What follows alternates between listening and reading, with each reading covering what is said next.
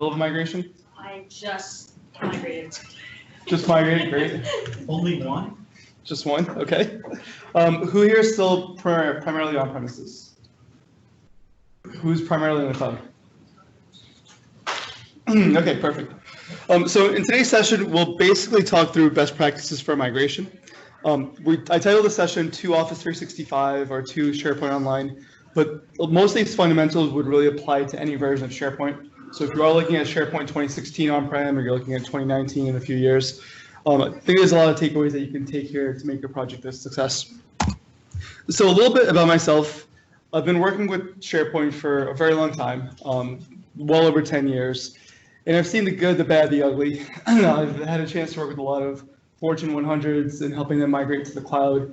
I was fortunate to be able to lead a migration project, which was the third largest migration in Office 365 history, in the first of their new dedicated VNext environment, which was in Europe.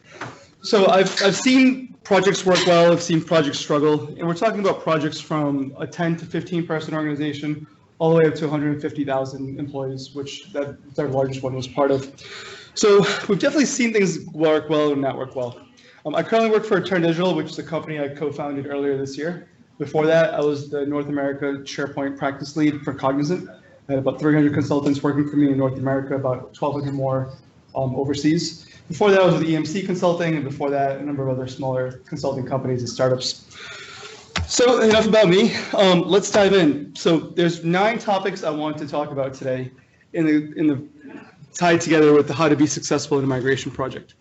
So the first step is to do your portfolio analysis. And the second step is to establish the right governance.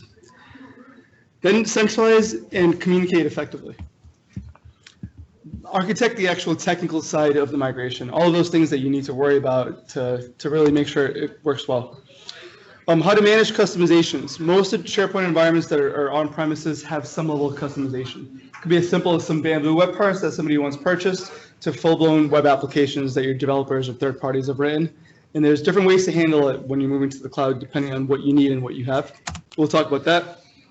We'll talk about how you can build a migration runbook so that when it comes time to actually start migrating, you're not doing much thinking. You should be practically brain dead when it comes to doing migrations because everything should already be analyzed, planned, and with a runbook that you can follow checkboxes to make sure you're not forgetting anything, but also you really shouldn't be doing too much crunching during that time period. We'll talk a little bit about what a known error database is and how that could be effective with larger scale migrations. We'll talk about how we can mitigate user disruption throughout the entire process. And we'll finish it up with how to drive adoption once you already migrate and take that a step forward. These slides will be available on my blog after this session, so feel free to take as many pictures as you want, but you'll also have reference material afterwards. So let's talk about the first part of portfolio analysis. So when you first start your project, your goal is to really understand every single aspect of your environment. Because if you don't understand every aspect of your environment, then you don't really know what you're migrating. And it's kind of like getting into a car without a known destination. You could probably get into the general direction in the very early stages, but unless you start mapping out your routes, you're probably going to go in ways that will take longer than it could take you, or you might end up in a completely wrong place from where you wanted to get to. So knowing every detail is important. It's also complicated, right? So there's a few different levels of things that we look at when we look at portfolio analysis. So one is on the infrastructure side of your existing environments. What does your physical and logical architecture look like? How many farms do you have? Where are they? What does your high availability look like? Do you have different dedicated search farms or shared services farms that are serving multiple different needs beyond just SharePoint? What is your capacity today? If I start pumping out 100 gigabytes an hour of content out of your environment, will that slow down production to a halt, or do you have the capacity to handle that? As well as how do you manage identity? I've seen a lot of migrations hiccup because they would start the project, they identify Active Directory as their primary identity store, and then somewhere about 3/4 of the way through the migration, there are some external users that are using some forms-based authentication or some other set of details that were completely different and completely unknown at the start of the project. And that opens up a whole can of worms because managing external users in the cloud is very different than on-prem. But understanding all these details on the infrastructure side before you begin is very critical. This, of course, is not a completely comprehensive list, but if you hit each of these categories, you'll probably uncover other aspects that you should be aware of. The second aspect is from a customizations perspective. So we have business applications, and a business application does not have to be code. It could be a simple thing like finance uploads an invoice into one location as they receive it. There's a workflow that's triggered that alerts a different group. Accounts payable gets issued to go write a check. There could or could not be a tie into the check processing company. But something like this could be considered a business application. And when you migrate things like these to the cloud, they could or could not work. But if you identify these as business applications, you'll have the ability to create the test plans, invite the right stakeholders, do a trial with them if necessary. And furthermore, if there are customizations, then it's an absolutely critical thing to do. So from a business analysis perspective, is this maybe also a time to take a look at, I think something I built custom SharePoint, is it time to get something on the shelf? Absolutely. I mean, anytime you do migrations, it's a great opportunity to clean house and also see if there's customizations you had to build or buy in previous versions that are now available out of the box in the latest version. We see this all the time. In fact, if you look at Bamboo Solutions or KWiscom or some of these other vendors that were huge in the SharePoint 2007 and 2010 days, you'll see most of their components have not been maintained for the cloud because they're just no longer needed. Like cascading dropdowns was a huge one in 2007, and now Microsoft allows you to do a basic version of that with additional columns. So just little things like that, but definitely worth considering. Great point, Deb. From a custom perspective, you have commercial off the shelf, things like K2, Nintex, and so forth. You might have open source things that you downloaded from Codeplex, or somebody's blog post that put 20 lines of JavaScript code that let you go do some interesting things. Those should be considered because, again, when you're moving to the cloud, things could work or they could break. But knowing that you have that gives you that power to make a decision to rectify that before it happens. Or you can choose to ignore it, but at least you know it's there. And your boss is not surprised when someone comes in and says, oh, nothing's working, et cetera. You know, you could lay that back to a decision that was made to not pay attention to these, you know, grassroots customizations that might exist in your environment. Is there a question? So if you have 1,000 sites, for example, and there's a lot of application on those, how do you handle that as one or two people that are actually doing the migration? So that's a great question. So the question is, if we have a small team but thousands of sites, how do we know what's where? There's a lot of great scripts available with most migration tools that will analyze your sites and report back what kind of features are activated. So in on-premises world, if you're following best practices, every customization is deployed through a feature which rolls up to be part of a module, which rolls up to be part of a WSP package. There's new ways of doing things with remote provisioning if you're really bleeding edge, but if you have that many applications, a small team, you're probably focused on that area. So it's really to understand where are they first of all activated. There's additional steps you could take to see which pages have custom web parts if the customization is a web part. One common thing that we would do is to take a dump of all of your WSPs that are in your solution administration in central admin. And there's PowerShell scripts available online that you could export your existing stores. Those WSP files are really just compressed files. They're cab files or zip files. And you can actually expand them and look at the manifest to understand what different modules and features were part of this package. What were they scoped to, whether the farm, the web app, the site collection, the subsite, or I think that's the main ones. And from there, basically start to do systematic analysis. The other aspect is, are you looking to migrate everything in one shot, or are there some low-hanging fruit like vanilla collaboration sites that might be the better way to start? So there's ways that you could time it as well so that you're not completely overwhelmed. We're not saying you need to understand your entire platform on day one, but you need to understand it enough to make sure that as you're beginning to migrate, those parts that you're aligning and scheduling, you fully understand. Does that help answer? Okay. Branding is another aspect. Just about every corporation that had more than a few thousand employees had a branded version of their SharePoint site when dealing with on-premises. Some did as simple as a logo that appears standard across all sites. Some went all the way further in making their SharePoint sites look nothing like SharePoint. These customizations are guaranteed to break when you migrate to the cloud. There's no way that what you have will work. I'm sorry, it's true. There's different designers available in the cloud. Our recommendation is always keep your customizations as simple as possible. We do not advocate branding Office 365 to the fullest extent. So what we mean by that is set your colors, set your logo, set your quick links, the little icon that you could click on for your collaboration areas. And the reason we say that is because even if you can customize and brand your SharePoint sites, As soon as somebody goes into Yammer or Teams or Delve or any of the other applications, they're going to lose your corporate header, your mega menu navigation, and so forth. So instead of fighting Microsoft on this, which we all will lose because there's still no way to inject things into Delve or Yammer in the correct way, it's better to just embrace it and keep things simple.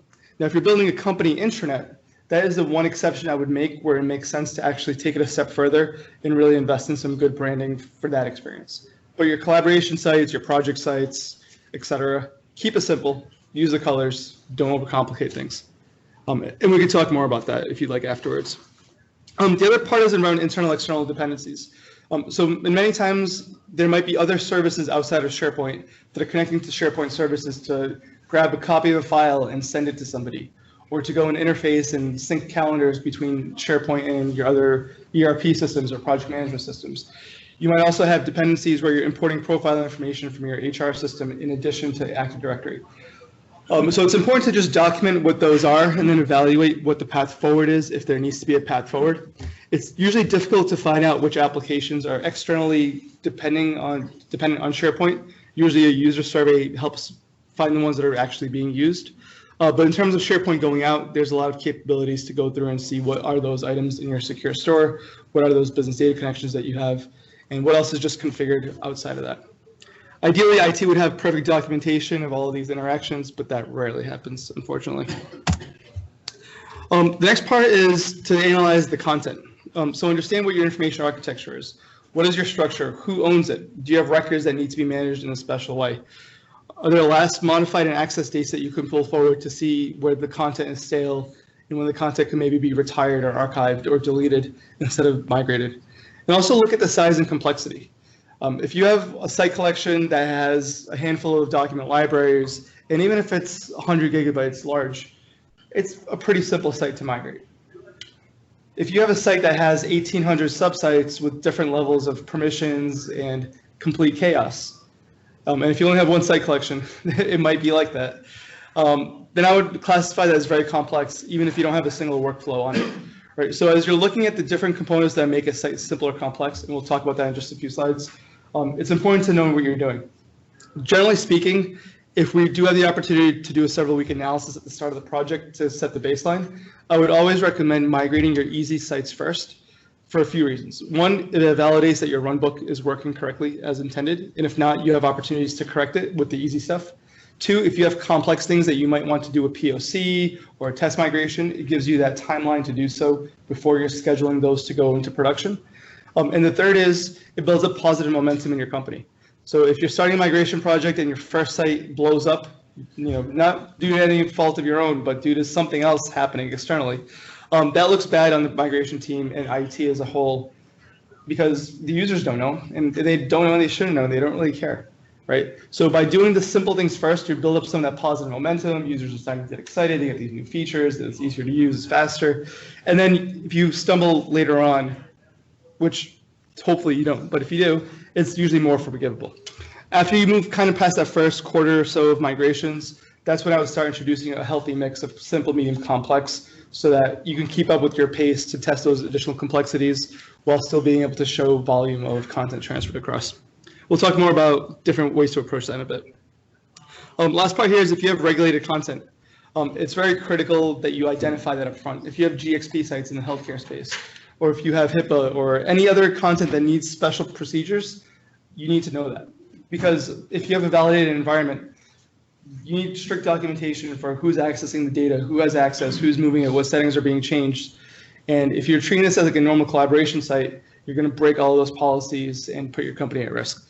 So definitely keep an eye out for that. And the fourth thing to really analyze are who are your stakeholders. So who are the business owners for your application? Who's using your platform that you're servicing to your end clients? Who are the site owners? Are your site owner list accurate? If they're not accurate, what's the right method to identify who owns in the business a piece of content that has no valid owners associated to it? Look at your geographical locations. If you have clients that have users in different countries in the world, you might need to accommodate them from a timing perspective, localization perspective, calendar perspective, language perspective. Many global companies will have communications teams dedicated for each country that will actually go and translate all of your messaging and work with the users if their native language is not English. It all depends. From my experience, most companies in Europe, English was not an issue, but with some of the larger global companies, like Japan was particularly something where most of the people in one company that were working in Japan, they used Japanese as their first language. So all official documents that were created out of that location were all in Japanese.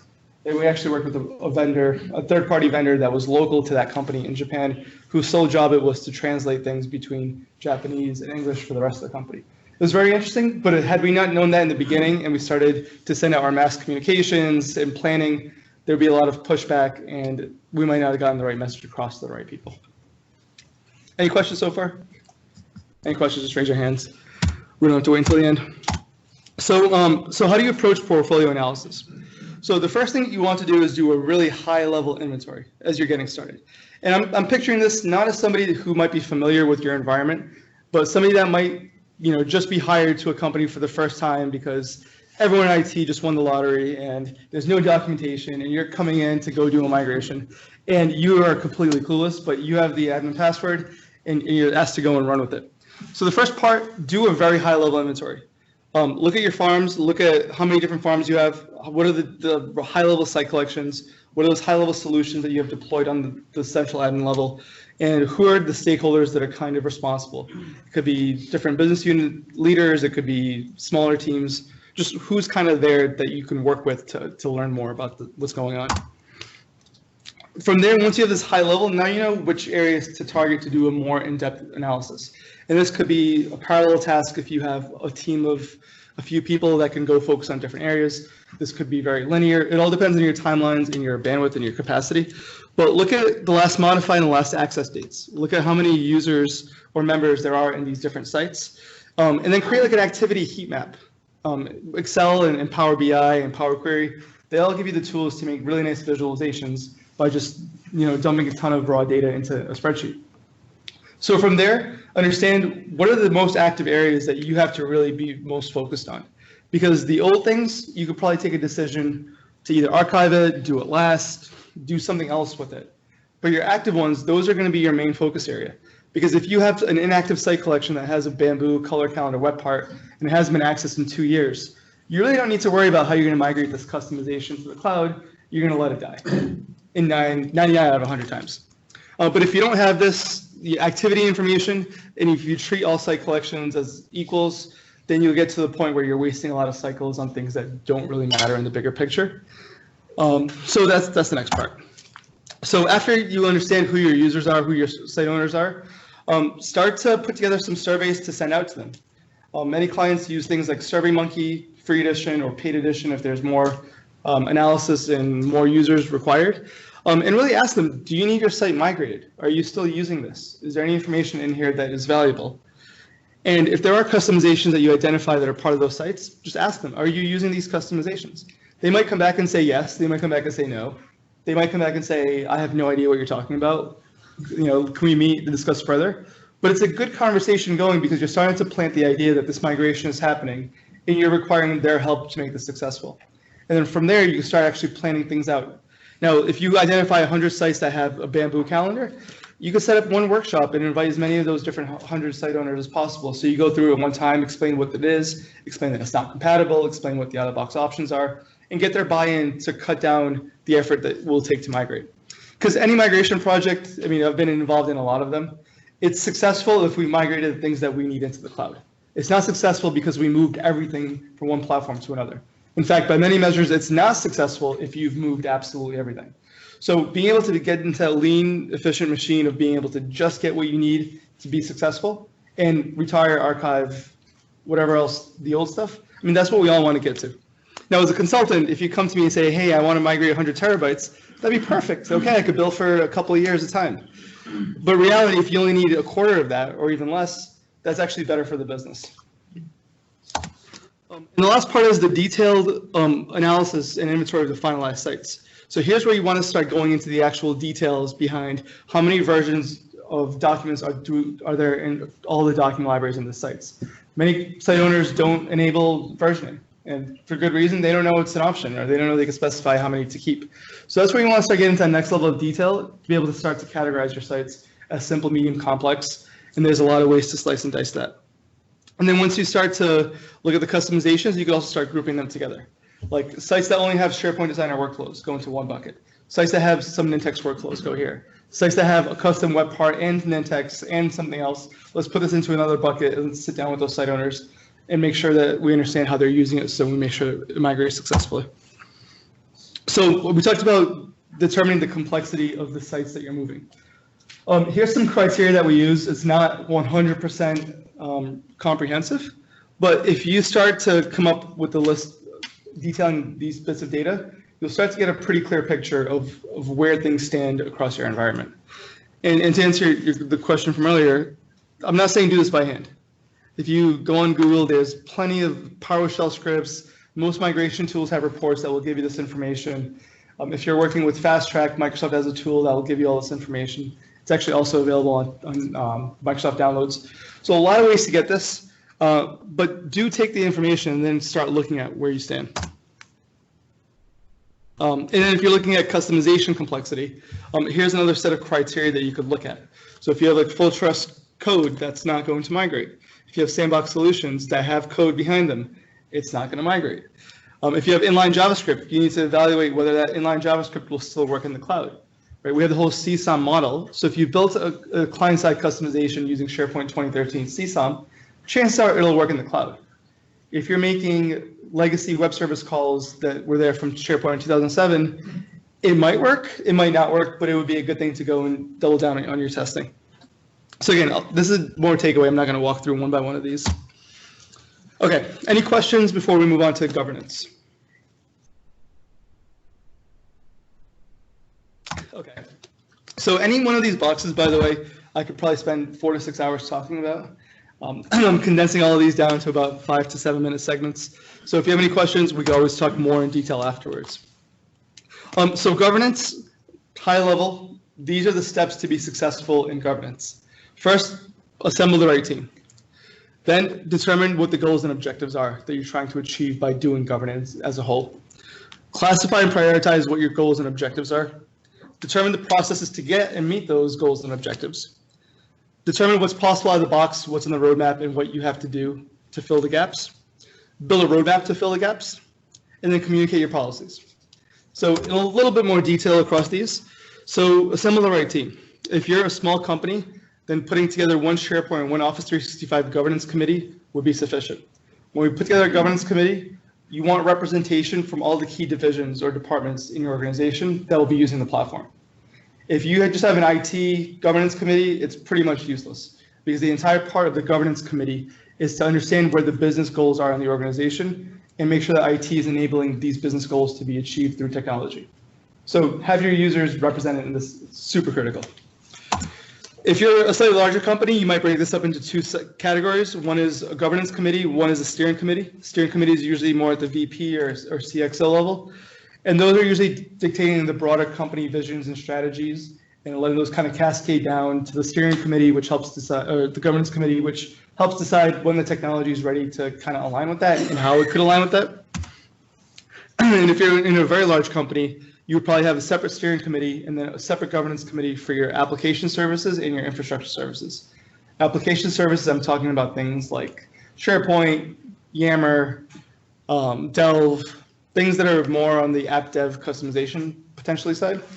And the infrastructure side would be things more like your identity management, your Exchange, your Skype for Business / Teams, kind of more on the core of it.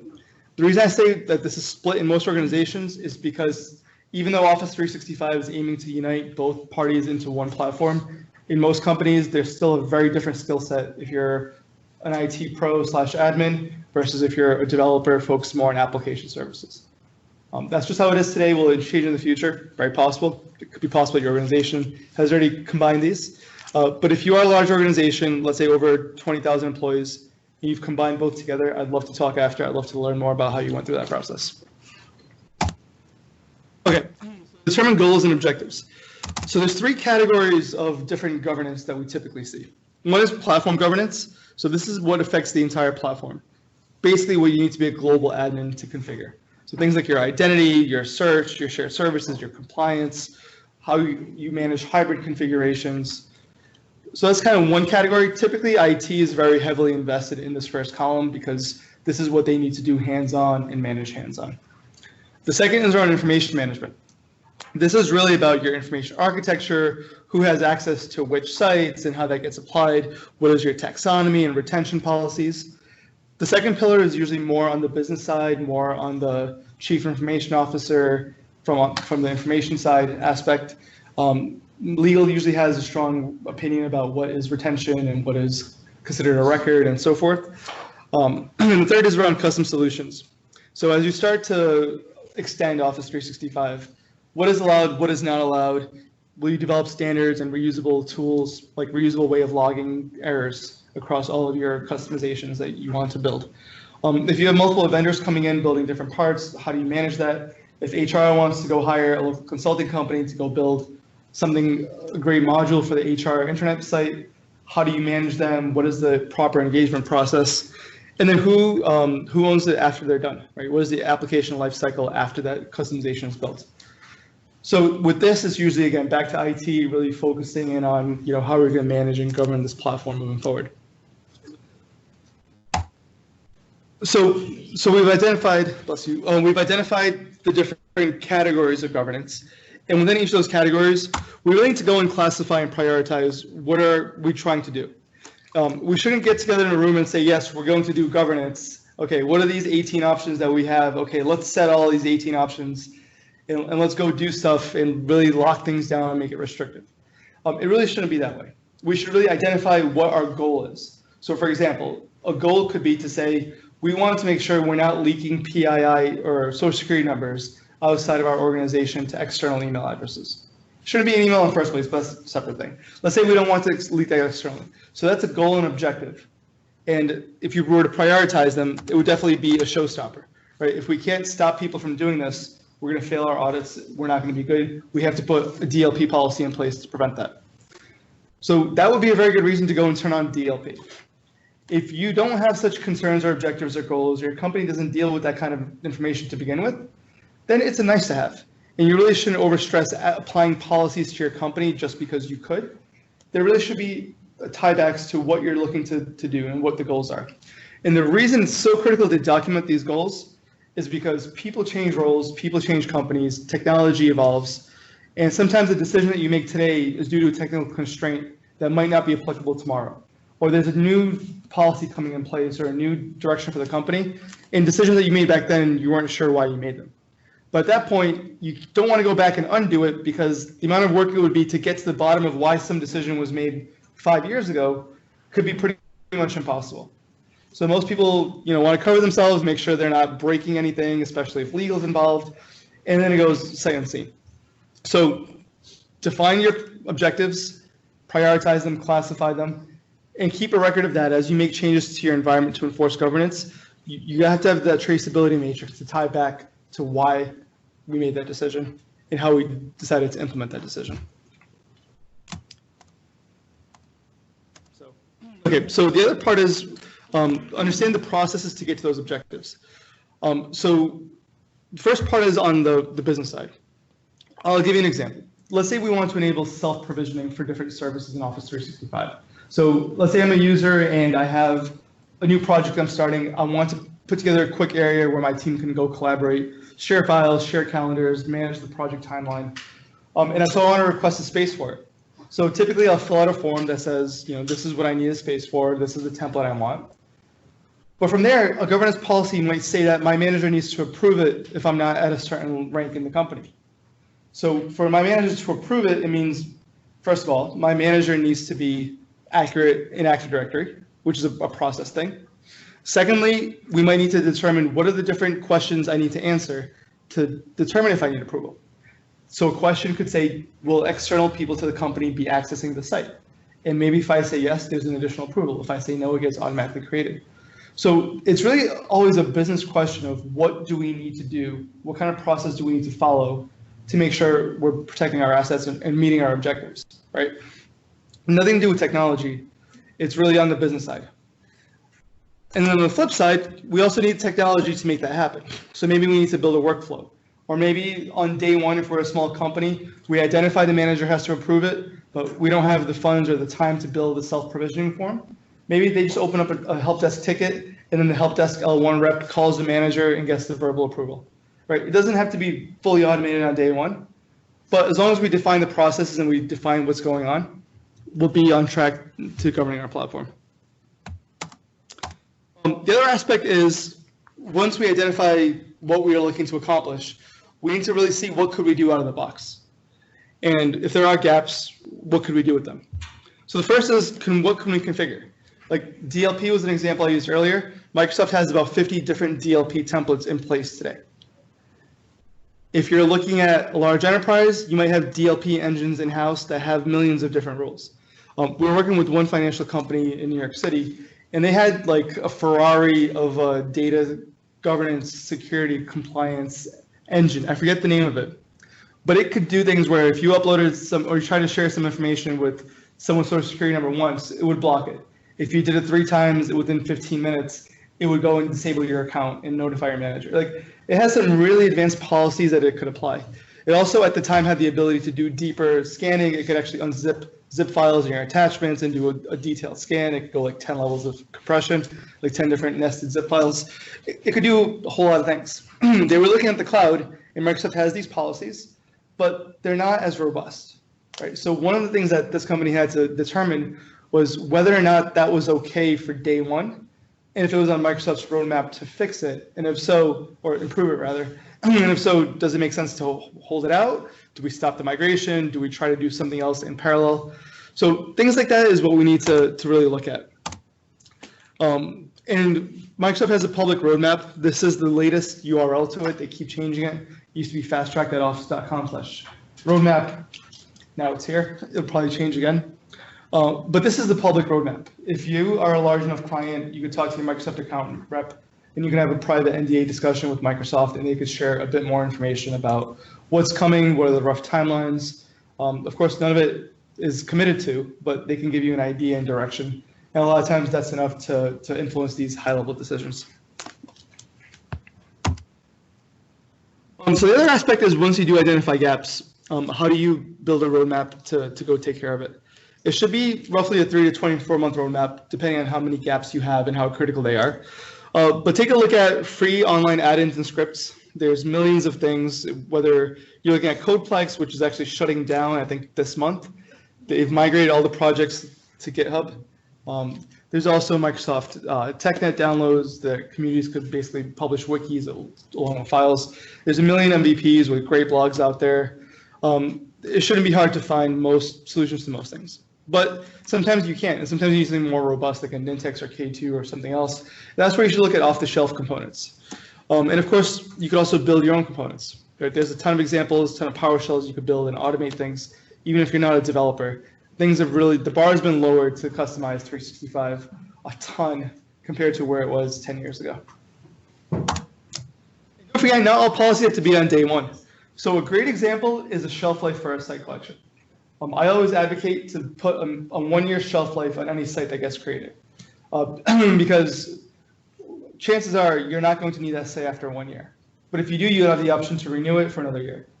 And that way it sets the right mindset for your users when they're creating the site, that this is not here forever. And if I want to retain knowledge that's company knowledge, I should probably put that somewhere into a record center or somewhere else that's there for long-term company knowledge. This should be a temporary thing, well, temporary year long.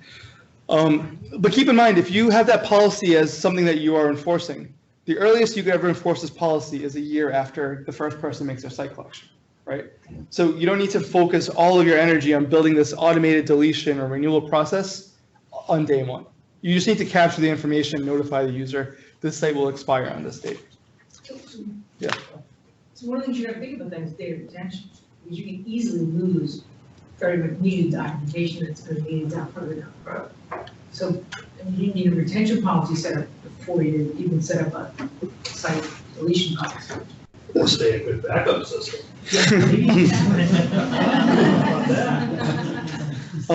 So a trick of the trade. Deleting the backup, or you're going to be deleting everything. So a trick of the trade is that nobody actually enforces these shelf lives on site collections. But you set the right context on day one.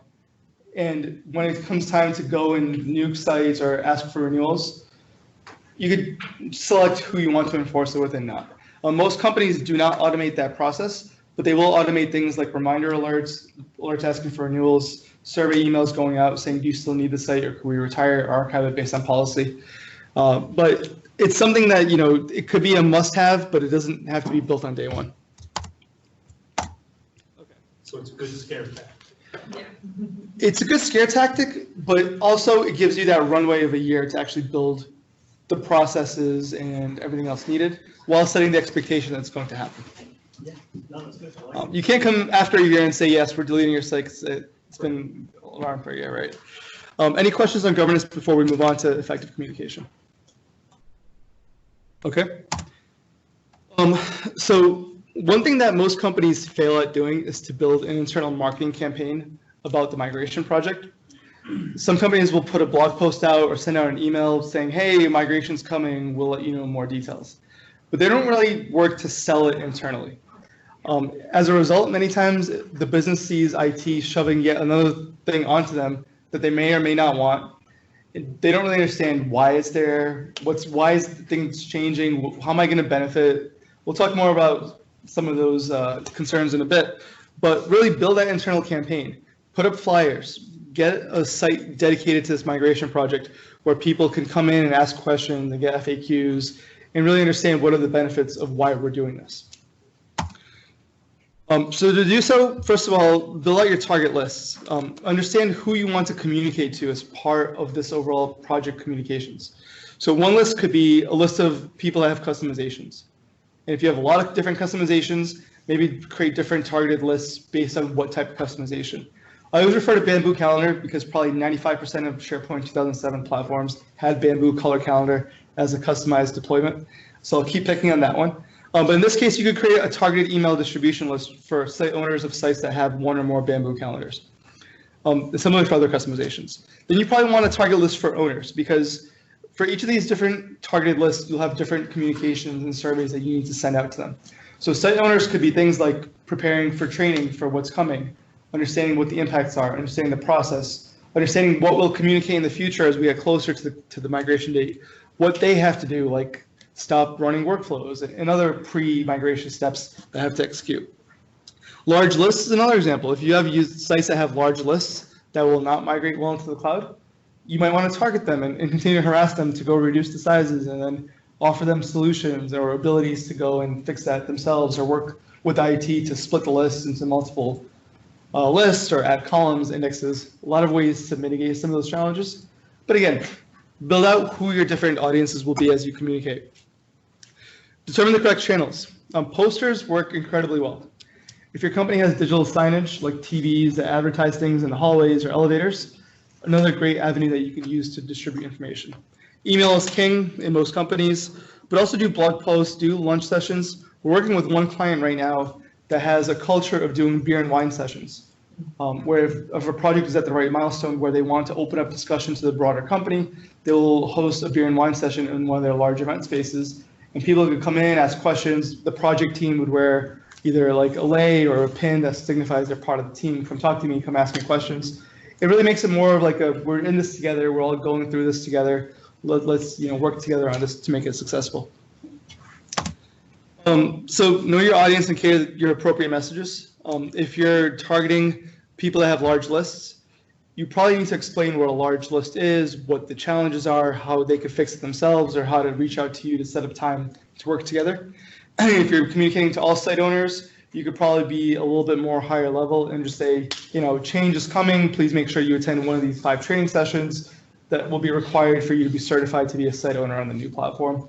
So kind of start to segment them because you will be communicating different messages at different times throughout the project. Also, be transparent with your site owners.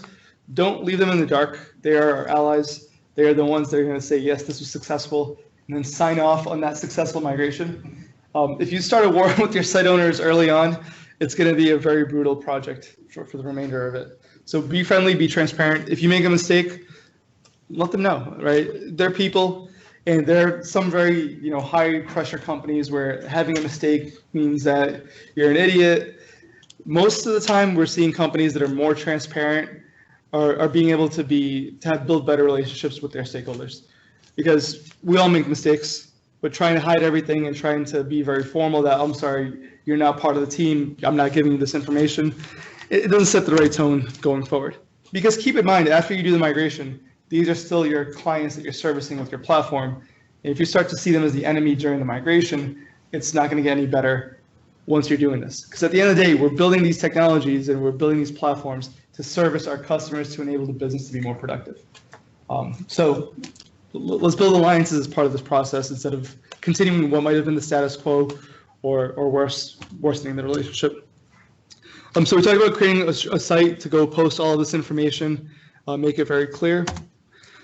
And then the other aspect is you want to establish some kind of survey system. SurveyMonkey is a great example. There's a million other tools. Many companies have internal tools as well. But you want to reach out to your site owners and ask if they have any blackout dates. Like your finance department might have blackout dates at the end and start of each quarter, especially at the end and start of the year. Other business units or other subdivisions might be doing product launches, or they might have other periods throughout the year that they just cannot be down. They can't spend a day without having access to their sites. So just communicate that up front. It'll help with the planning process. And also you can ask them those questions about, do you really need your site, and so forth. Any questions about effective communications? It's tough to compress everything into such short bits, but we'll keep moving. Okay, so architecting the migration. So a lot of people start architecting the migration really looking at what they have now and seeing what they could do better. So kind of like, if you're in the market for a new car and you have a Toyota Camry today, you'll take a look at the new version of the Toyota Camry and you're like, oh great, we have like backup sensors and automatic braking and everything, which is perfect because it's a better version than what you have today, but you're gonna use it the same exact way. If you design and build a house without looking exactly at what you have in detail today, this could open up your imagination, open your eyes up to more options that you might not have thought it would have been possible before. So if you're going to build a new house, you wouldn't want to build the same exact floor plan as your current house with just nicer features like automatic windows that can open and close with the touch of a button.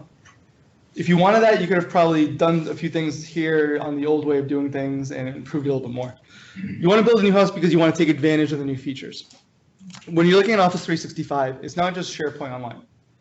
You have a lot of options out there. You have things like Delve, which provides the Office Graph integration for your latest activities in your social circle. You have things like MS Teams now. You have Office 365 groups. You have Yammer, which you may or may not have had before. We could talk more about Yammer at the beer hour afterwards. But there's a lot of things. So reimagine how you could work together.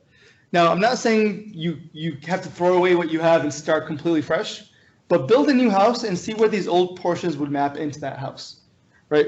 So you're still going to have a bedroom, but does it need to be the same exact layout with the 4 feet on each side of the bed from the wall? Or if you could start with a blank slate, could you make that better, but still fit all your furniture into a new home that would be better for you to use, right? So look at your information architecture, look at your governance policies. I can't tell you how many companies have a 45-page or larger governance document for their on-premises SharePoint that the last person to read was the last person that wrote it for them 5 years ago. And then they give you the stack and they're like, okay, this is our governance policies for our company. Go apply this to the cloud. My recommendation is always to just toss it out. Like, let's start fresh. There's no point in trying to enforce archaic policies that might have applied on-prem in the cloud. Because on-prem, and rightfully so, your infrastructure team needs to keep the lights on, right? They need to make sure your environment does not go down. So let's be very strict about customizations. Let's be very strict about file sizes. Let's be very strict about how many site collections in a single database. Let's be very strict about list thresholds. The list goes on. A lot of these concerns are no longer applicable once you're in the cloud because it's not your infrastructure team's problem anymore. It's Microsoft's problem. And if your servers are taking up a lot of resources, they'll just add another web front end to offset that. Right? It's not really your concern if your farm will go down because it's Microsoft's problem. That's what I like about Office 365. Look at identity management. External identity is very important, but internal identity is also important. The easiest configuration is to load up Azure AD in the cloud, set up ADFS, and in the course of a weekend, you can have a fully configured single sign-on between your on-prem and the cloud. But there are other options, right? If you're looking at cloud as a broader strategy with a lot of other applications like Salesforce, HubSpot, QuickBooks, others plugging into it, you might want to look at some of the more advanced options of Azure AD or Azure AD Domain Services, which is a new release. You could also look at your broader approach to how your end users reach all these different applications. Okta, Ping, a number of other companies also offer very strong solutions in the space, and this could give you an ability to kind of rethink how you do things. I'll give you like one demo I saw, and to be completely honest, I forgot which company demoed this, but they had two-factor authentication with geo-presence capabilities. So what they did was they would connect all of their company, so this was an identity management provider, I forget who it is. They'll kill me if they know this, but their client, their executives traveled all the time. It was a global organization. And they wanted to make sure that if someone was accessing one of their accounts, that it was actually the person that was supposed to be there. So they actually configured their identity management tool to sync with their travel provider company, which was Concur, and basically see if where the person's logging in from geographically matches with where they're supposed to be. So if somebody's traveling from New York to Seattle and someone's trying to multi-factor authenticate from China, they would block that. And you actually set up perimeters. They had another great example where there was a movie studio where they would give a script to one of their actors or actresses, and then they wanted to make sure they could not access that document if they were outside of their campus or if they were in the campus of one of their competitors. So they would actually map that information to either allow or block on that. It's just one example. Microsoft doesn't do any of these things yet. They might in the future, but there's a whole world of identity management out there. Cool thing to reconsider if you have sensitive data. Workspace provisioning. So we talk about provisioning. We talk about branding. Okay. So the next thing is determine your migration methodology. Test your bandwidth. I mean, the number one question I get when I'm asked to propose a migration plan is, how long is this going to take me? And companies never actually do bandwidth testing. So they don't know their speed. They say, okay, well, I have like a 10 megabit pipe coming in, but there's no analysis done further usually until we start to really probe them for it about, okay, well, how much of that could be dedicated to the project? How much of that, what is your capacity today? Are there certain times of the day or certain times of the month that you have more bandwidth available than others? And how do we really plan around that?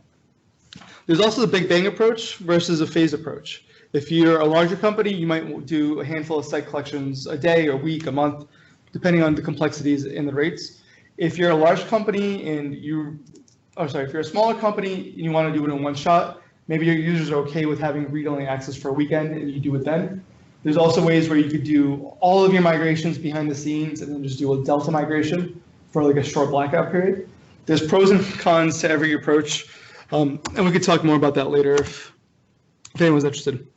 There's also the front door migration, which uses SharePoint Online's REST APIs that are susceptible to being throttled if you're sending too much information too quickly. There's also what Microsoft calls their backdoor method, which is through Azure Blob Storage. The idea is you take a manifest file, you upload that to the front end, and you tell it the location of where you put all your blobs, your binary objects in Azure storage in the back end. And then Microsoft has a job to pull that out of Azure Blob Storage and put that into the database behind the scenes. That works very fast for larger migrations, but it also takes a little bit more overhead to configure. So depending on how fast you're looking to migrate, there could be advantages of doing it one way, both ways, or doing a hybrid.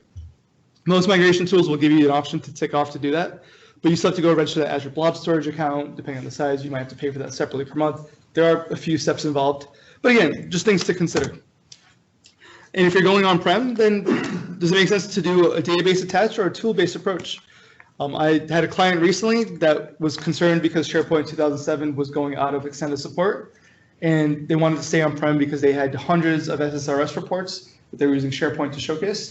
And SharePoint 2016 was determined to be the target, but they didn't want to pay for a migration tool. So we did a database attached. So we had hopped that from 07 to 10, 10 to 13, 13 to 16. How much does that cost them in labor versus buying the data? The tool.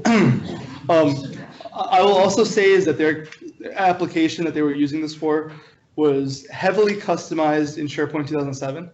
It was kind of Wild West customized, not the right customized, right? Because in 2007, nobody was properly customizing SharePoint.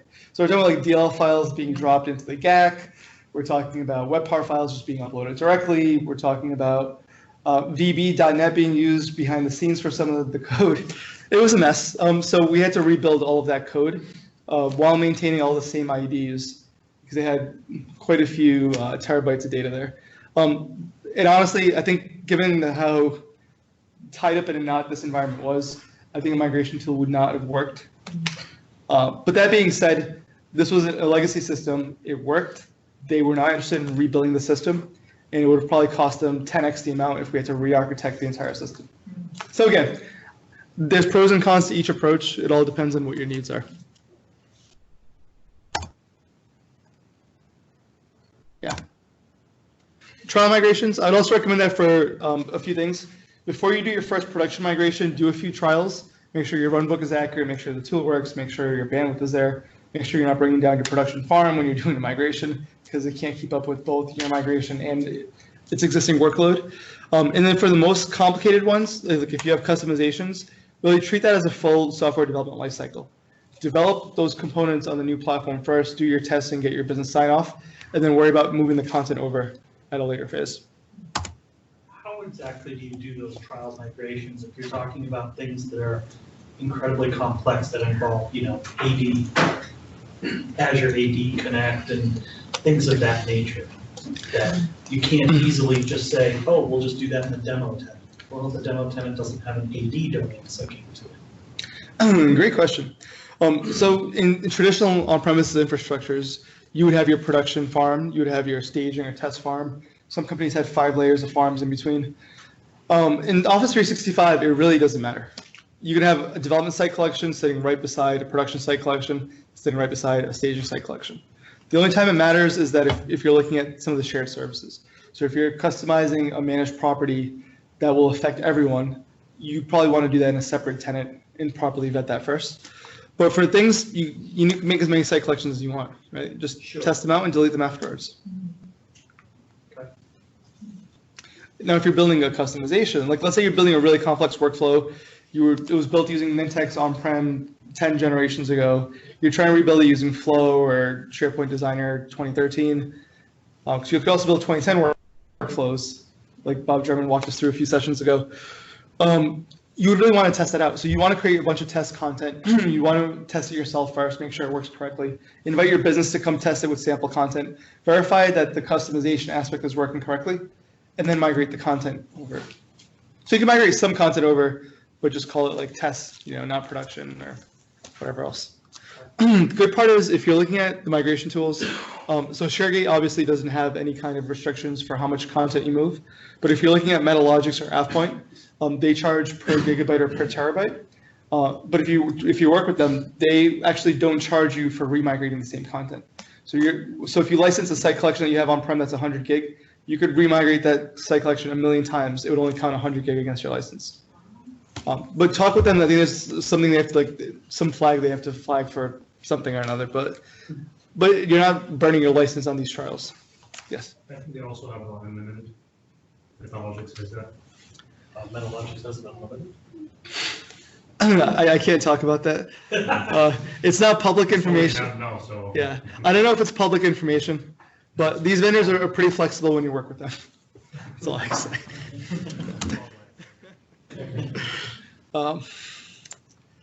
Okay, so next is managing customizations. So when you look at any customization of your environment, first figure out how widespread is it, how critical is the functionality, and can we leave it where it is today? I've done, I don't know how many dozens of migrations myself and led large teams. That third largest migration I mentioned earlier, I had a 90-person team throughout the course of the project. We really stood up an army to make this happen. It was about 5.5 terabytes of just collaborations plus a bunch of custom things. I've also done solo migrations. So I've seen the full spectrum. And no matter how you look at it, most companies want to move everything to the cloud. Very few are successful in doing so because costs are too much, things are not compatible, something will be retired in a year anyways, why would we pay to rebuild it? So if you go in with the mindset that a hybrid will probably be a good solution in most cases, it helps you avoid some of these edge cases that would be, a disproportionate amount of effort required for a little value. So look at the overall value and importance of what you have. Look at the customization type. If it's something like Nintex or K2, it's really easy to migrate because they're all backwards compatible for the most part. I remember I was doing a migration once from 07 to 2010 in ChorusWorks, which was a huge platform back then. They had absolutely no migration path from version 7 to 8 of their product. So when we were doing an upgrade, there was no way to actually migrate all of those millions of web parts that were custom configured across the farm. But most cases, reach out to the vendor if they're still around, and they'll probably help you with migration tools or scripts. Look at open source, and really just start to classify, do we have the source code to this? Who owns the IP behind this? Is it something open source? There's plenty of great things that are on Codeplex and now GitHub that just don't work and they no longer have support. So if those are the cases, you might need to abandon it or bring in a developer that knows and can fix it. Unfortunately, with open source, a lot of things do die after the person makes it. So we have to be mindful of that. When you look at Office 365, as Deb mentioned earlier, see if you can map the functionality to something out of the box. Chances are it will not be a one-to-one fit, but many cases it's close enough where you could leverage something that did not exist before. I think it's part of your change management process of this whole thing, because that's a huge component of this as well. Is getting an organization to understand this change and getting them to change their processes, or maybe even organizing their processes, even developing processes. Yeah. That's a good point. And the migration strategy, lift and shift is usually a strategy for those companies that are driving this as an IT project of shutting down the existing on-prem servers. But there's a lot of ways to do it. I mean, SharePoint Framework is the latest platform to build customization in 365. And the truth is, if you have a lot of very complex on-prem customizations, depending on how well they were built to begin with, it's not that complicated to rebuild them. So if they've isolated their presentation layer from their business logic layer, from their data layer, a lot of times you can get away with just rebuilding that presentation layer using the latest framework, toss the rest of it into like a web service behind the scenes in Azure, and really minimize the code rewrite that you have to do. If they were written using like visual web parts where you just drag things onto the screen and you double click and you add actions, you'll need to pretty much rebuild that. So the SharePoint framework along with React, that's what Microsoft is investing heavily in at the moment as they're rebuilding all of SharePoint using this new client-side technology. It's really where you want to focus your efforts if you're rebuilding things. So I wouldn't recommend doing SharePoint hosted apps or provider hosted apps anymore. They should all be part of the SharePoint framework. Okay. So here we talked about going through the full SDLC, right? SDLC means validating requirements or writing the requirements if they were never written in the first place, design the solution, implement the solution, create sample content to test it with, deploy into a test environment. That environment could be a separate site collection in your same prod tenant. Negotiate on differences because it's never going to be identical to an on-prem version. It's just platform differences. It is what it is. And then deploy the customizations ahead of the content migration. So if you do this correctly, when it comes time to migrate that site, you're only moving the content and the content fits in perfectly into the new structure that you've just developed as a new solution. So that content migration should be treated almost similarly to the normal team site migration at that point. Any questions before migration runbook? Okay, so your migration runbook should be a clear set of checkboxes for what you need to do when it comes time to do the actual day of the migration. I mentioned this earlier, you should not be doing any kind of Olympics in your minds at this point. Everything should have been thought through, analyzed, if there was doubt, tested, and now you're just, okay, here are the 18 things, we could do it. A lot of times when we build large-scale migration programs, we will do all of the heavy lifting and the effort in the first half of the program. So many times nothing gets moved until the second half of the program begins. And that is when you could typically onboard a lot more junior people to come in and basically just crank the wheel, go through the checklist, and build up experiences as they're going through that aspect. I mentioned I had a 90-person team for that other migration. It wasn't 90 people for the entire duration. We had a core set of about 12 for the first 6 months. And then once we established how the processes would run, then we scaled out to a team that could just go and crank the wheel and take care of it. So the other part is this runbook should also be a living document, because as you do migrations, you're going to learn things that you didn't see before, you didn't know before, you might have to tweak it. So don't print out a copy and put it on everyone's desk. It should be a living, breathing document with ongoing changes. That being said, I would advise against making changes during a migration batch. Wait until that batch is over at the end of the week, and then make changes in the next version. So here's what a sample migration runbook could look like. I'm not going to read line by line, but in essence, it defines the activities that you take 30 days before that site is migrated. Everything from reminding the site owners that it's coming, all the way down to when you're doing T-0, which means you're starting to migrate, and what you're doing after you migrate, which is T+1 and so forth. You could take a look at this deck offline. And again, this is just a sample. A migration runbook will typically be somewhere between 15 and 20 pages long in most scenarios. It could be longer if it's a really complicated environment, or it could be really short if it's a really simple environment. This doesn't so much apply if you have 2 site collections and you're clicking the migrate button. This applies more if you're doing this company-wide. Okay, any questions behind the runbook? It's kind of hard to really showcase a runbook without it being extremely dry, because it's just checkboxes and checkboxes of things to do. So known iron database. So this is like a standard ITIL term. I did not invent this term. And it basically means document root causes when problems arise, and make sure that you have the workarounds that you can refer to once a problem has occurred. If you don't already have a known error database for your existing environment, I would highly recommend starting one tomorrow. This does not have to be only for migration projects. It should really be, okay, we ran into this problem and here's how we resolved it. Your support desk can be that much faster with answering it next time, or if you're a one-person shop, you can refer to your own knowledge base. So if you have a service desk that does have an established known error database, leverage that during your migration project. Because weird environments all have their quirks. And if there's already something that's documented, it saves everyone the headache of trying to get to the root of it. Can't tell you how many times we're in the middle of a migration project and some default out-of-the-box behavior on the source platform is just now functioning the way it's supposed to function. So then you look, there's no customizations deployed. You look, you see that there's no branding applied. Like there's no reason why this this document library is missing the ability to define the description field. Like, it's just completely bizarre. And in that one scenario, the service desk actually had, it wasn't a formal known error database, but they had a list of like, oh, known issues. And apparently that site collection was corrupted when some drive died on a database server, and they know that it's a problem, and things like this have been happening before. So instead of me, essentially opening up a Premier ticket with Microsoft, getting them to come in, because it's a platform out of the box challenge, they were able to resolve that like within a couple hours at most. So important to have, and build on top of the database as you go through it. And the other part is when you do have a problem that you need to correct and document, make sure you go and update your runbook. Right. So your runbook should say, okay, now that the site's migrated, conduct like these 15 tests. Verify the page opens, verify that these libraries are there. And if you have a content editor web part on this page, double check that the contents came over, because there was a problem in the first batch that now all content editor web parts came over, or the titles of the, things like that. So it should be a workflow to make sure that it's there.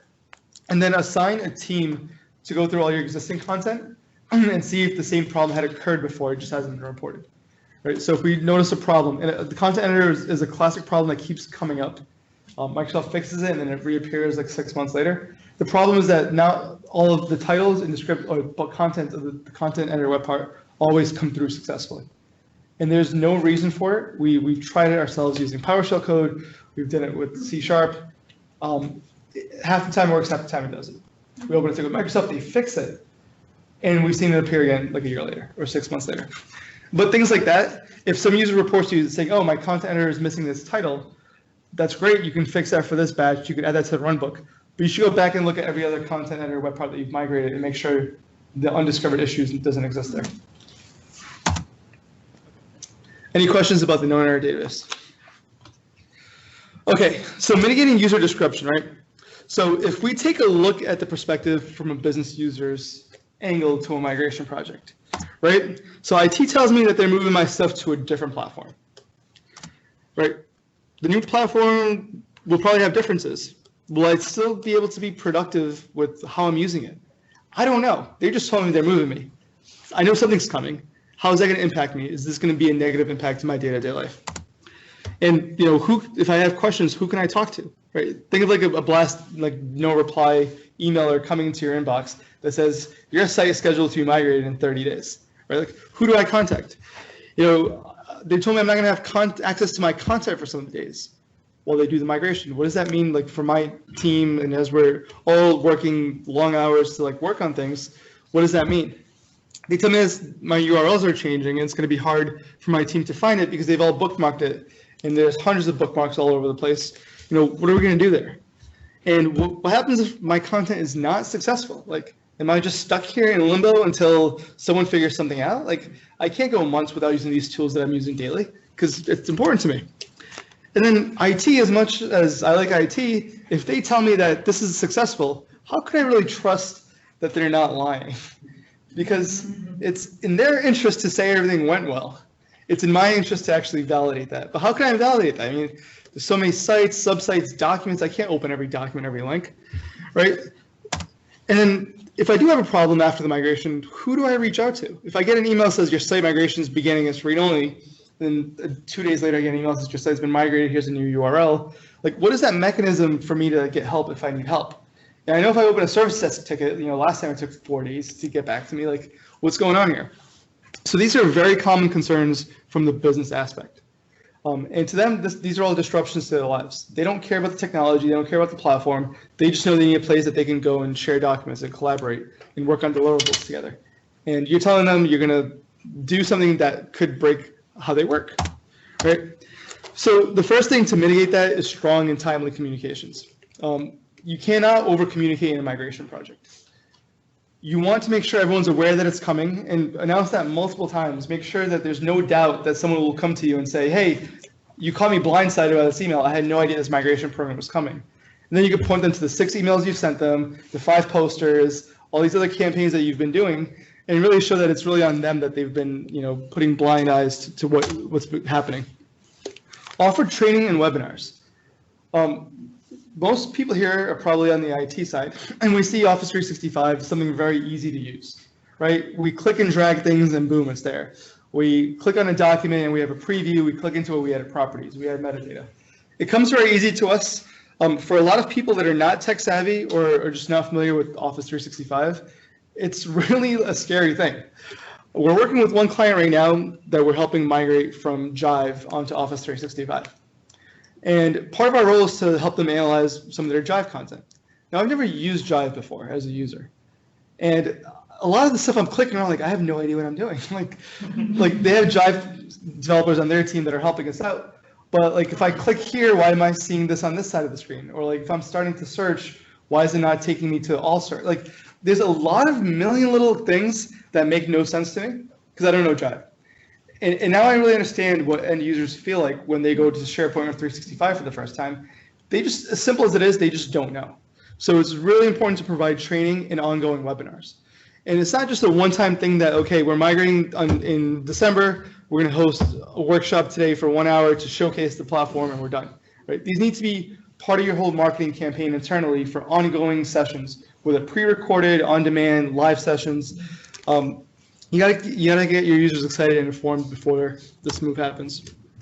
If I can add, because I've worked with some companies, they feel the training webinars are over as soon as we go live. Should be all pre-training. We've had to do this for a couple of weeks afterwards, and these people weren't there, or maybe they went to the training and went, yeah, and now they're using and going, oh, yeah. I would push it further. I'd say not even a few weeks. I agree. I would say it should be ongoing. It should be a monthly ongoing aspect in all companies. Because first of all, people are joining your company for the first time over the course of a month. People are changing their roles where now they might have more responsibilities. People might forget. People might have been using other tools and not as familiar with this. I mean, there's no harm to doing so. Now, we're all strapped with time. So pre-recording webinars and making those available is a great way to mitigate a lot of those challenges. An even better way would be to put together a user group within your organization where you could have your champions in different parts of the organization. And honestly, what's worked really well for finding champions is to find people that are very young in the company. And I know that sounds ageist or whatever you want to call it, but the youngest people in the organization are going to be the most willing to learn and most eager to learn. They're also looking to make a name for themselves and actually differentiate themselves and be helpful to the experts that are sitting around them that have been doing this for 20 plus years, right? So if you recruit a lot of champions to come in and really help do that, it really helps drive adoption. We'll talk about that, I guess, in the adoption phase. But it's a great way of doing so. And usually if you get a few champions across different divisions within the company, bring them together on a monthly basis, give them some kind of user group status, it helps them move their career further along. But it also helps you distribute information out to those divisional areas. And it helps those divisional areas when they have questions to have someone that they can go to instead of just be frustrated and give up on IT, give up on the platform, and go back to using personal email to share files. Okay, so the other part here is for the mitigating the disruption, put together like a migration questions Yammer group if you have Yammer, or a shared mailbox, or have open door sessions where maybe you camp out a few tables in your company cafeteria, people come in and just ask questions, right? Have an open door so people can communicate back to IT with any problems. You can look at strategies for minimizing the read-only window for migrations. Like we were mentioning earlier, migrate everything behind the scenes, freeze it for the delta, do the delta. I mean, it sounds great. It works okay in practice. The reason being is that all of these tools are really good at migrating content that's new or changed. But if you delete a piece of content on the source, they typically will not delete it on the target. So there's some things to it, but just playing it wisely as you go through that process. Implement a URL redirection strategy. If you're moving to Office 365, your URLs will 100% change, unless you own some .SharePoint subdomain already, .com. So put a URL redirection in place. There's simple ways of doing it, and there's more advanced ways of doing that. A simple way could just be to create an ISAPI filter on your existing web front ends that'll go match from a list of URLs and map them to where the target is. This works particularly well if you want to map not just the root URLs of the sites, but also the documents and everything else underneath it. A simple, less ISAPI approach could be to go through and just put a JavaScript redirect link on those sites in the header that says this site is removed, click here to access anyone. You'll be redirected in 3 seconds. Other options include using existing redirection services you might have. If you Google the topic, there's a million different ways to do it, but most companies don't do it. So do it, your users will thank you. Make sure that you have a fallback strategy in place in part of your runbook.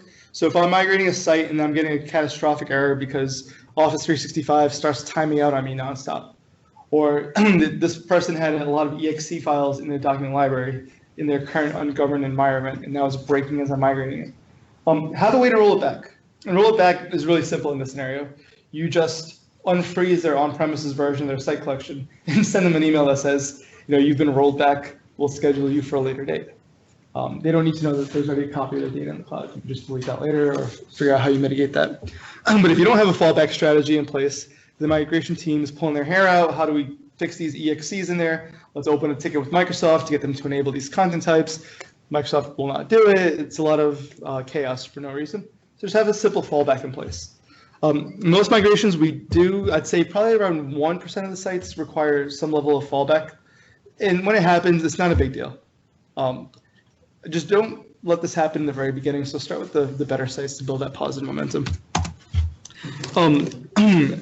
Ask for feedback throughout the process. Like I just had my car service at the dealership. I got an email the next day saying, how was your service? How was the cleanliness? Did you have to, use the restrooms? How were they maintained? Like the whole 9 yards. And I submitted feedback because, I thought they did a great job. I thought it was a nice place.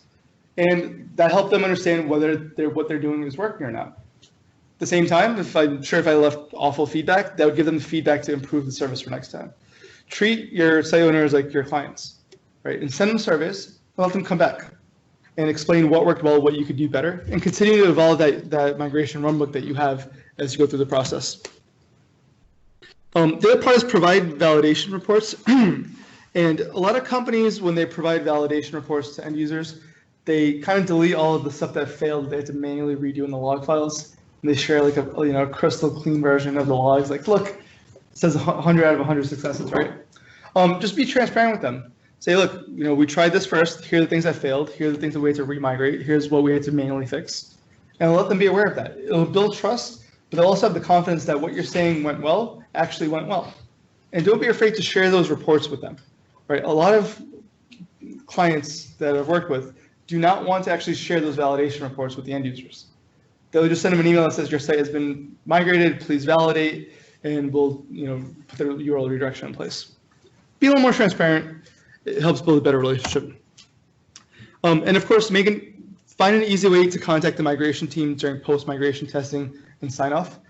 Some companies will assign one of the migration engineers to a specific site owner or site collection that they can reach out to them directly.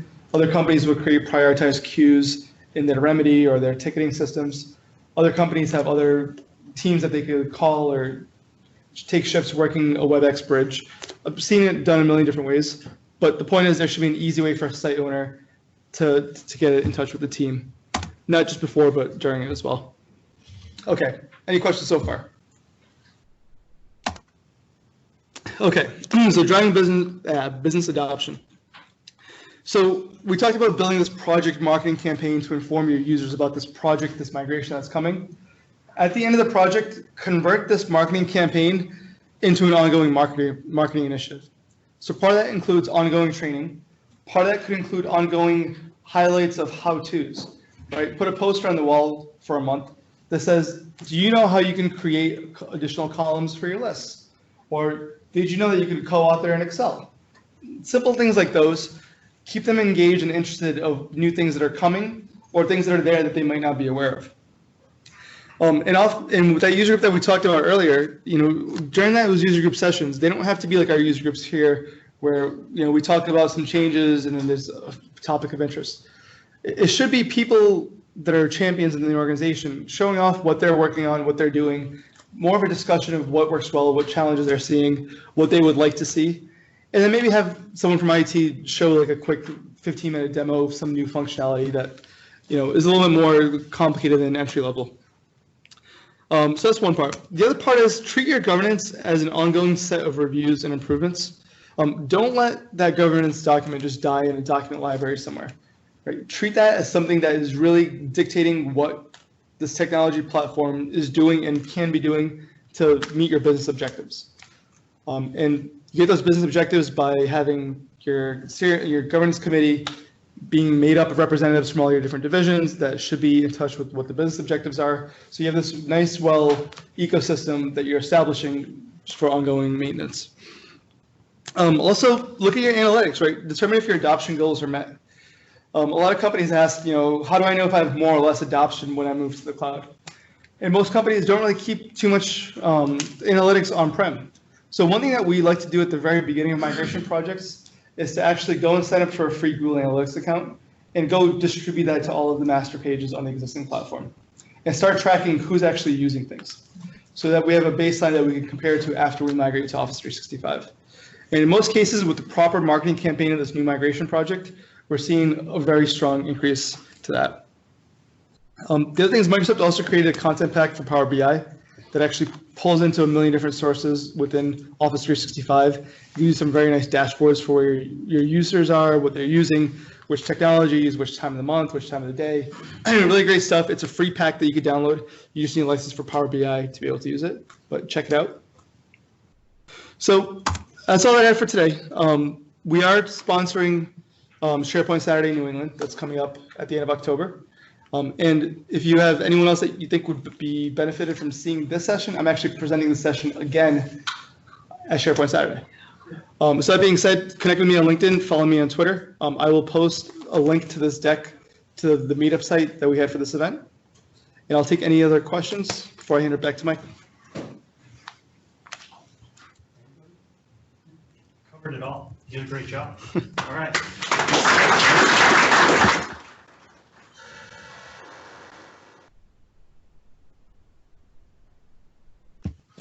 Thank you. All right. So let's take a look at some upcoming community events. All right. Here are a bunch of the other local user groups. So pretty much whatever your favorite component of Office 365 or other tech goodness is, there's probably a user group for it out here in the Boston area. So What's the link user group going to do now? Skype for businesses going to go away? it'll become the Teams user group. So I've actually attended that user group a couple of times, and that's largely populated by PBX specialists and infrastructure guys. They are very hardcore, and it's a very educational group. So I highly recommend attending that group. It's been. Just add one thing that they're also doing very well with that user group. So with SharePoint user groups or 365 user groups, we kind of all run our own show all across the country and the world. With Skype for Business, it's actually centrally managed. Microsoft plays a big part in that. So they're very well connected to all the other user groups that also do Skype or Link or what have you. And they also have a lot of great content, sponsorships, and things in that area. So that's a good example of how to run a network of user groups. So check it out for the organizational backbone, if nothing else. All right. Upcoming events. October 28th, which is a week from this Saturday, is the SharePoint Saturday New England. So this is going to be hosted by apparently every SPUG on the planet, and it's going to be right here in this building. And every single organizer of this group is going to be doing a presentation there. So I'll be doing a presentation on Teams. As Dimitri just mentioned, he'll be doing a repeat of this session that he just did there. And David, who is not here, is also doing a session that I don't know what it's about. So, and the whole program is 9 to 5. So it's an all-day thing. I think there's about 20 tracks, so 20 different classes that you can choose from, and then we're ending with a keynote, and there's going to be a big raffle, and joy and happiness and lots of free. Nice little page with the agenda on it. Yeah. Really cool to see the talks as we do stuff. Yeah, lots of really good stuff. Oh, yeah, And there's and it's completely free. Yeah, the whole thing's free. There's going to be food, probably. I don't know what the raffle prizes are, but it's sponsored by Microsoft and it's here in this building. So yeah, I'm sure there'll be lots of Microsoft goodies. And there's also all kinds of other swag presented by all the other sponsors. So really good time. And just so you guys know, this represents a consolidation. So in previous years, there have been numerous SharePoint Saturdays. So there's been the Granite State SharePoint Saturday and a Boston SharePoint Saturday and a Hartford SharePoint Saturday. That's not happening anymore. So those are all being consolidated into this one. So now we have SharePoint Saturday New England, and that's going to be it. So I hope you guys can make it. It should be really fun. And on December 6th, there's also the SharePoint Workshop and Expo. And I don't know anything about that. So other than it's on December 6th and it runs from 9 to 4. You don't know where. It'll be here as well. Oh, here? Is that free to attend? Also free. Nice. Okay. All right. Before you go on to the next thing, I saw on Redmond.com that there's going to be a SharePoint conference next spring. Yeah. Bringing back the SharePoint conference. It's in May, I think. Yeah, so it's not a Microsoft conference, Oh. but Microsoft has a ton of speakers at it. Yes. So Microsoft has a rule that they cannot do a product-specific conference anymore. So there's a team of people that run the European SharePoint conference, which is not Microsoft, and they've been invited to come run it here. And Jeff Teague was the keynote, but it's not a Microsoft conference. That sounds like an interesting So way of it's in sidestepping Vegas those rules. in May. All right. So next month, I will be repeating the same session that I'm doing at SharePoint Saturday, which will be the evolution of Microsoft Teams. And I'll be doing not only a deep dive on what Teams is and how we can use it, but also half of the session is going to be a case study on a Teams migration that I completed back in July for a marketing company that now has a team that they use as extranets for each of their clients.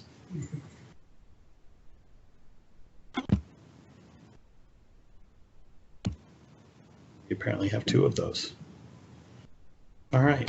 Any other community announcements? Anybody here know of any other events that I've missed out on? Any other cool free trainings? SharePoint framework, I think there's one on the 27th.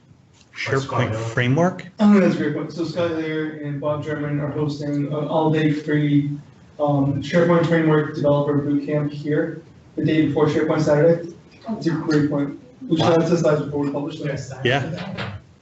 If you follow Bob German or Scott Lear, they have that posted. If you also are on the SharePoint Saturday mailing list, their last email blast contains a link at the bottom. They're talking about it. He's been Bright also has that on. Oh, on the perfect. website. You already know Bright app. Okay. So this is there for. Yeah, thanks for mentioning that. Yeah. Any other events? Anybody? Okay. Anybody looking to hire? Yeah. So we are expanding our team in the Boston area. If you're a developer or an admin or do anything with SharePoint or Office 365, come talk to me. We might have full-time as well as contract opportunities in the near future. All right. And then my favorite part, anybody have any issues or tips that they've run into with Office 365 that they were hoping to maybe find an answer to today? Nobody? Has anyone tried that recent announcement about conditional formatting? Yeah. About conditional formatting. I'm not sure what you're referring to. I've seen the demos of it at a event. No, I'm looking forward to it because I'm fed up trying to do it. If you look at your message center, they just announced when they would start rolling it out. I don't know what that date is. But it's in one of the announcements in this one. I'm having a weird problem with OneDrive. Okay. So I have a personal MS account as well as a corporate account with the same email address. Yeah. Oh, joy. I know that problem. Shared with me on my personal accounts from another personal account, actually Mike's account. But when I try to go sync that down to my client, my corp account doesn't recognize that as valid, and OneDrive for Business client doesn't let me log into my personal account because it sees that the corp account already exists. Yeah. I'm gonna submit a bug to Microsoft, but if anyone's run into this, yeah, try I used to to. have an account like that, and they put the kibosh on it. Yeah, that's a bug. So Tried to believe it or log in, not, It was like, no, you're two separate accounts, new identity. Oh, the partner portals. Actually. yeah, the new partner center. Yes, terrible. I can't even get in. So I just got migrated to the new partner center and it dropped all of my credentials. Yeah. They're like, you're now a registered partner. I was like, I was a silver partner last week. What happened? They did the same thing to you? Yeah. Explorer, or have you gone to both? Okay. Yeah. They also told me I had to have all of my techs re-register and re-enroll with the company when they migrated that. So that was awesome. I still haven't done it. I have an open ticket with them about that. They didn't listen to the migration, They clearly didn't. Yeah, they could have benefited a lot from that. Instead, I just started getting alerts that my partnership was no longer valid. Has anyone who's done a migration here used the SharePoint migration tool that Microsoft was in beta that is now GA, I guess? I haven't used that yet. I might start using it in a couple of weeks. Are you positive it's out of the tap? They announced that it's out of tap. Did I? Yeah, I've downloaded it in my drive, but I haven't. I haven't You're seen the one it. that does files only, right? The SPMT, their acronym, the SharePoint migration tool is what I believe it's short for, but not, we haven't seen or heard too many people who have used it. the demos we saw from the product team that Microsoft were like a little less than descriptive on how it was going to be working in the best use case for it. So there's two tools. One is the fast track tools that they use. So this tool is being leveraged by Fast Track. It's also available to the public, from what I understood. Okay. Let me Google a few things and we can talk over a bit. Yeah, so I haven't used that yet, but I am going to be taking a hard look at it and checking it out. So definitely more on that in the future. Anybody else? Something I noticed is that I said we have to do in my tenant. So that's nice. Yeah. Yep. I want to get his report going on it. To do is there. I can tell you something about the team stuff that I've been doing is apparently as a part of the re-architecture of the user permissions that they're doing as a part of the Teams system. And I'm not sure, Dimitri, maybe you know this, if this is that a part of the new SharePoint framework, or is that something that's above and beyond that and specific to Teams? And what I specifically ran into is while being logged on as a global administrator, I got a access denied permission when trying to access a team. Now, that team was created by a different user than I was logged on as. So it was provisioned, and ironically, it was provisioned by a user who was not a global admin. So it was just done through Microsoft's self-provisioning system. But when I was logged in as a global administrator, I could not get in. How long ago was it created? It was created back when it was a group. So yeah. You have to have yourself as a group admin. To each individual group. Yeah, that's PowerShell. not fun. ShareGate. ShareGate was the answer that I came up with for that, but that is very problematic. And I'm hoping to see that they come up with a workaround for that. So just to jump back to that previous question, I can talk about this. So yes, Microsoft has released that migration tool. Yeah. And they announced it September 26th. I was gonna say they did 2 sessions on it at Ignite, so I figured it had to be kind of, Yep. I don't know. I've used it. It works well for files. It doesn't do anything besides files. How big? I just did it in testing capacity. Okay. Yeah, I think a few gigabytes would have been the most. From what I understood, Fast Track secretly also changed their model for helping anyone, use anyone 150 seats and under, and I think they raised that limit to like 250 or 500 seats now. And then those 2 gigs kind of happening 10%, so they're going to scale migration. It's still a V1 tool. Is it? yeah. All I can say. Yeah. All right. So moving on, happy to have more of this conversation afterwards. We're going to go out for drinks afterwards for the Drink 365. So feel free to join us then, and our answers get far more creative at those sessions. So it'll be fun and a little bit more honest sometimes too. We just wanted to thank our sponsor, Backupify. Thank you very much for the glorious spread that you provided to us yet again. That was awesome. So thank you very much. And now on to our raffle. So these are the prizes that we have up for grabs for our raffle. It's basically a $25 gift certificate from each of the founders here and a 1-month subscription to Pluralsight training. So we want people to raise their hand and not just shout out the answers so that we can actually hand out a prize. Here's question number 1.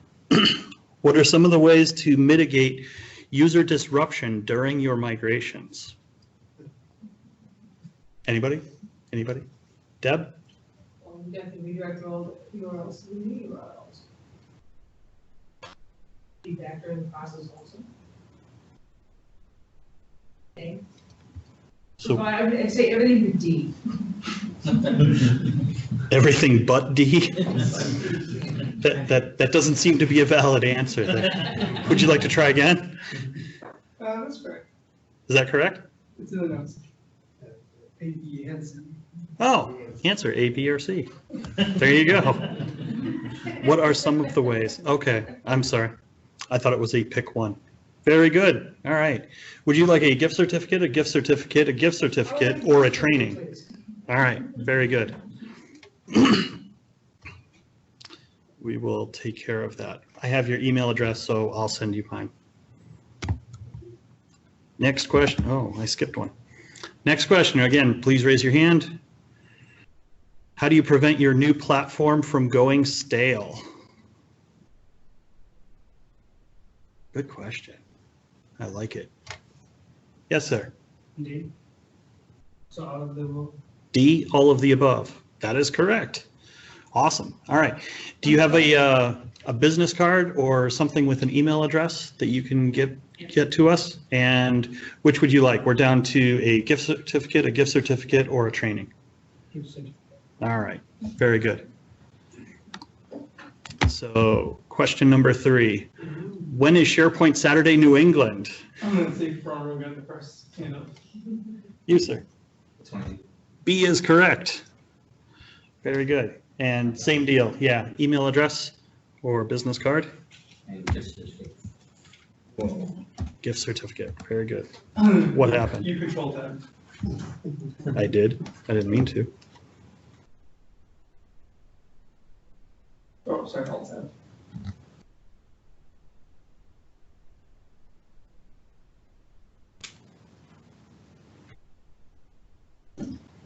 I'm going to try alt F4. Is it this one? What happened?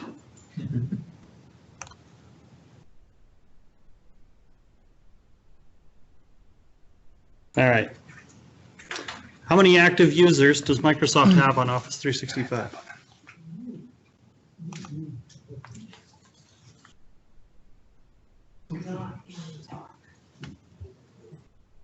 It was in the updates at the beginning. B. That is incorrect. Well, B is correct. Not according to the answer in your notes. It's 100 million. I mean, correct. Good job.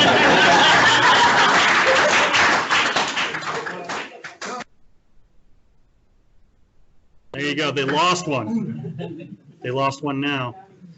All right. Very good. So, Arthur, you now have a free month of Pluralsight training. So, congratulations. So we do have one more raffle with Dado. Oh yeah, Dado wanted to do a raffle. Yeah, well, in order to enter, actually, you would need to schedule a call with us. This is just gonna be like 15, 20 minutes, and I can give you guys access to my calendar. Most choose for you. Awesome. If anyone's interested, you can just give me your business card after this, and I promise I won't. Yeah, Saul is the one who sells. Yeah, She's the he best one. Nice. All right. Well, in addition to Backupify, we wanted to do a quick thanks to all of our past sponsors. There are many of them here. And if any of you know of anybody who might be interested in sponsoring any of our future events, please let them know that we're very open to that. And they don't necessarily have to be as generous on their spread as Datto is. So that's pretty awesome. Yeah, let us know. Also, we also have an open call for any speakers. So if you guys are interested in doing any presentations, if you have any information that you'd like to share with the group, please feel free. Okay, we're always open to that.